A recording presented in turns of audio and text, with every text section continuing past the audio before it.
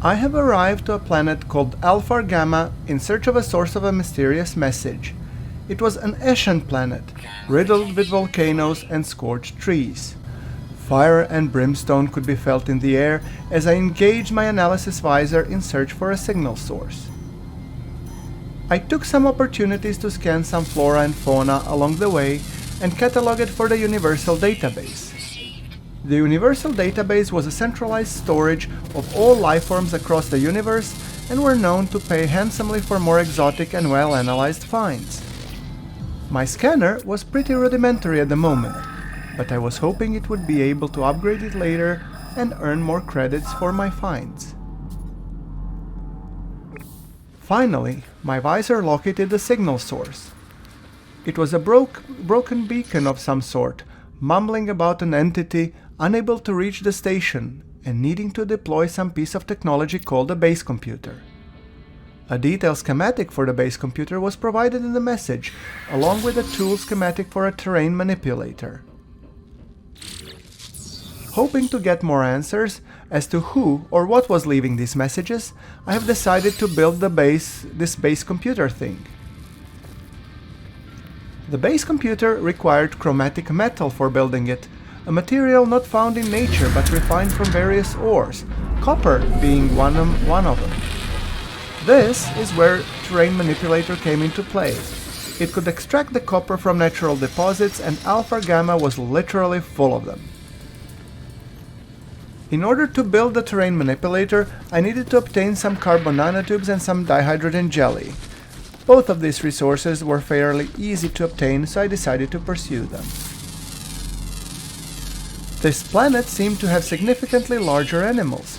Fortunately, like on the previous planet, most of them were completely uninterested in me, which gave me ample of time to collect some dihydrogen and carbon I needed.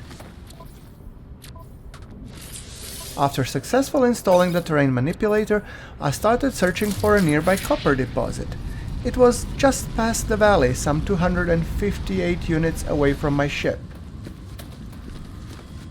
En route to a copper deposit, I have decided to test my newly acquired Terrain Manipulator on something called Buried Technology Module.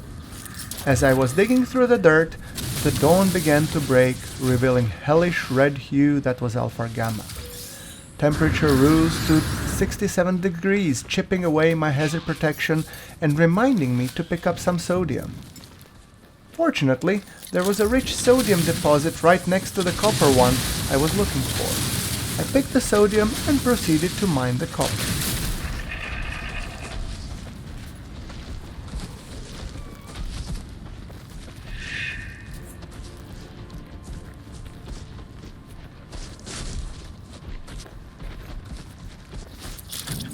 I have reached a small copper deposit and mined every ounce of that precious copper, but sadly, it was not enough, so I needed to get more.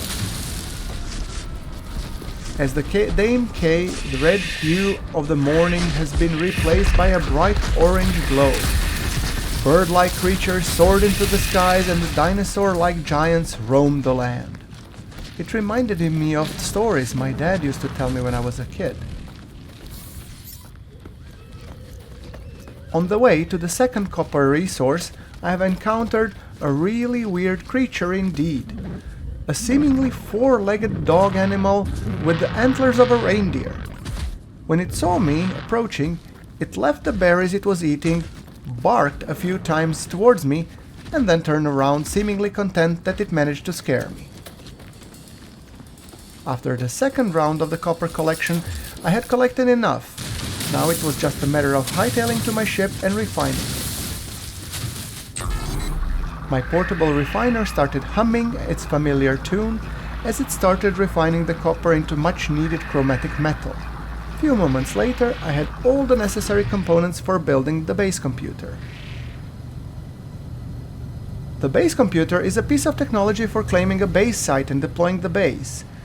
Given I was pretty confident that I did not want to build my base on this hellhole, I have picked up my gear and decided to leave the planet.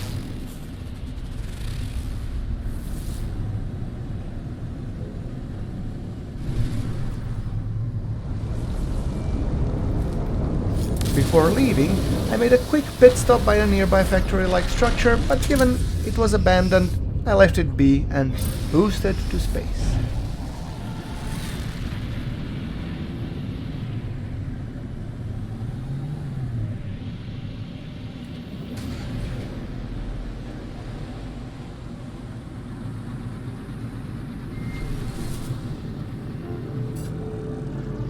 As I ascended to space, I have noticed a vibrant planet in the distance that seemed interesting. However, I remembered that the message was mentioning a station, as my eye caught a glimpse of the station-like structure along the way. I pointed my ship towards the structure and engaged my pulse engine.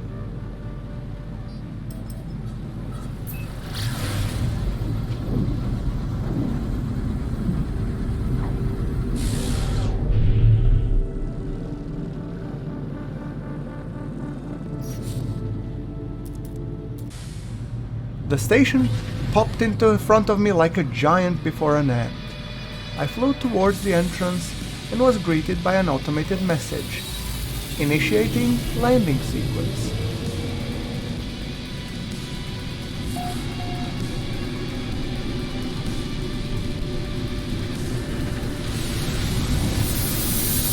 The landing sequence was completely automatic, and before I knew it, I was on the station's landing pad.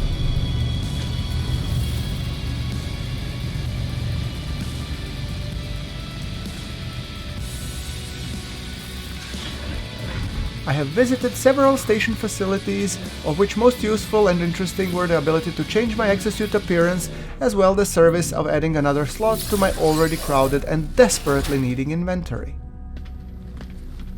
I have even stopped to make a quick chat with a couple of aliens, the bird-like Gidigak and the tech-savvy robots Korvax.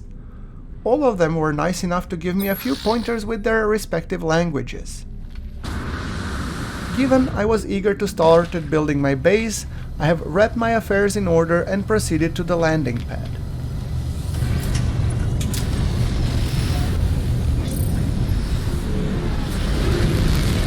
The hum of my thrusters filled my ears as I exited the station and engaged my pulse engine towards the planet I have seen before, Lylatus J16, a paradise planet, rich in starbulb, copper, paraffinium, and silver. Even from high altitudes, it was apparent that Lylatus J16 will have gorgeous vistas. Whether it was its planets clearly visible in the sky, rich cloud cover providing a backdrop, or a vibrant palette of greens and blues made of the islands and land masses setting against the sea, this place felt warm and welcoming. This is a place I could call home. I took some time admiring the sheer beauty of this lush, untouched paradise. Large rock pillars dominated the landscape, and their purple trees were in perfect contrast against the green grasslands, as if almost by design.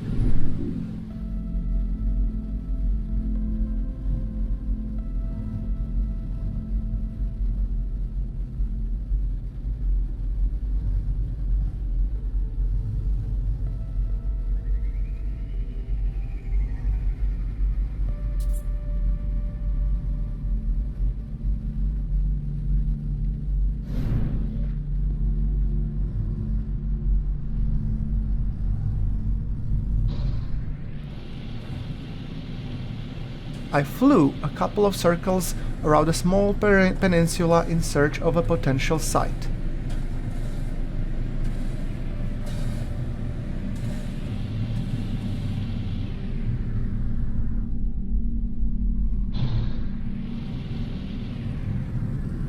And then I saw it.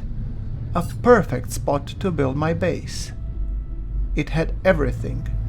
The mountains, the caves, the grasslands, the forests, and above all, a killer view. I landed on a slopey area on a nearby hill to leave enough room for construction.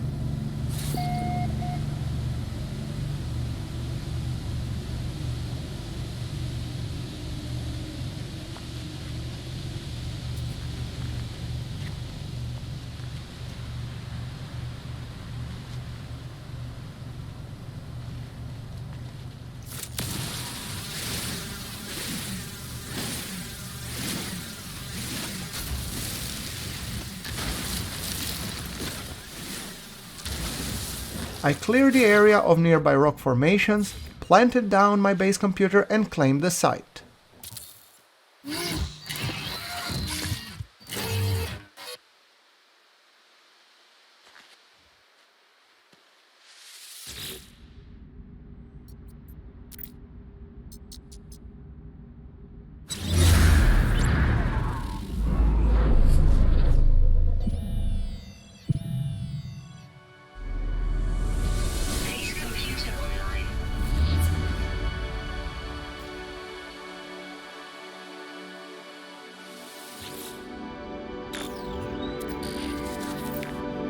The base computer had several critical component blueprints for building a shelter. The floors, the walls, the doors, the windows and the roofing. It was all there. All I needed was to gather enough materials to build it. Given that the blueprints I got for building timber structures, most of them required carbon to build. Fortunately, carbon was easily available and literally everywhere around me, so it was moments before I started placing my first floor tiles.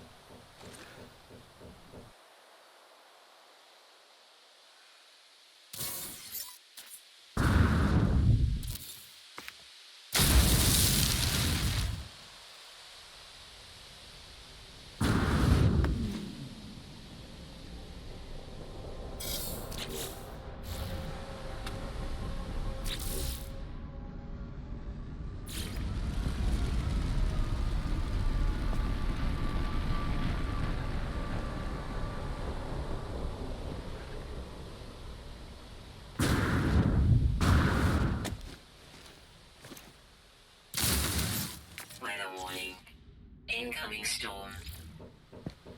My building meditation was interrupted by a weather warning. Incoming superheated storm.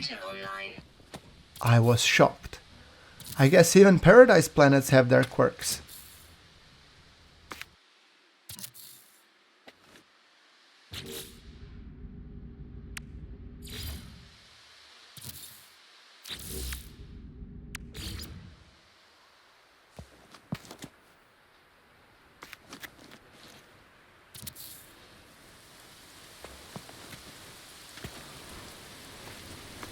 The storm hit just as I started laying off my first roof tiles, with temperature shooting all the way up to 84 degrees Celsius. A huge change opposed to mild 19 degrees that was the norm on this planet. I hid myself under one of the finished roof tiles while I was struggling to place the rest. Fortunately enough, soon after, the shelter was built and I was safe.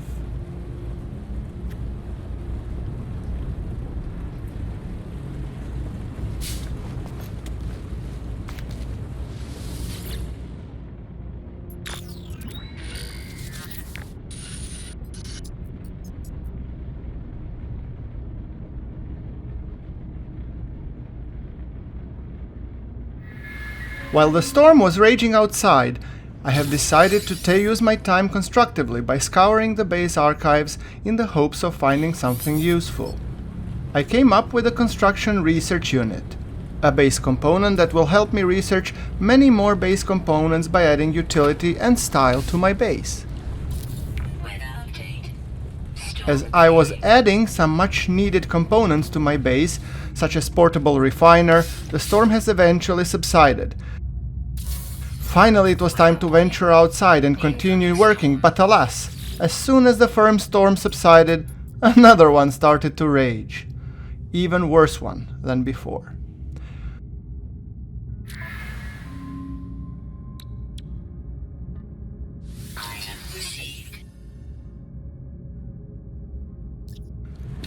Now that I had shelter, I have decided to venture outside regardless, in preparation for the next milestone, the teleport. I needed to clear the area and also gather some much needed minerals.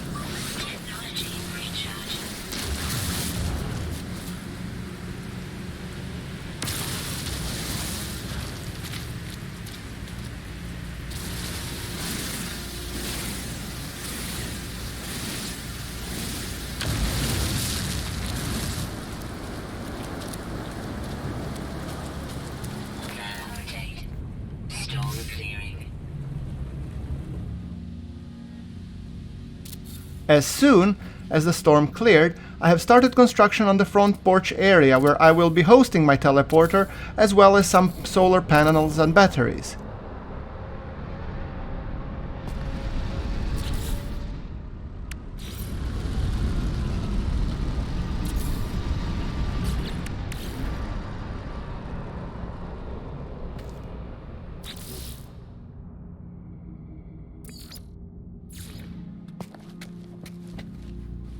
After some finagling, the teleporter was built. Great! Now all I need is to power it. However, I think this is something we will be doing in the next episode. Thanks for watching.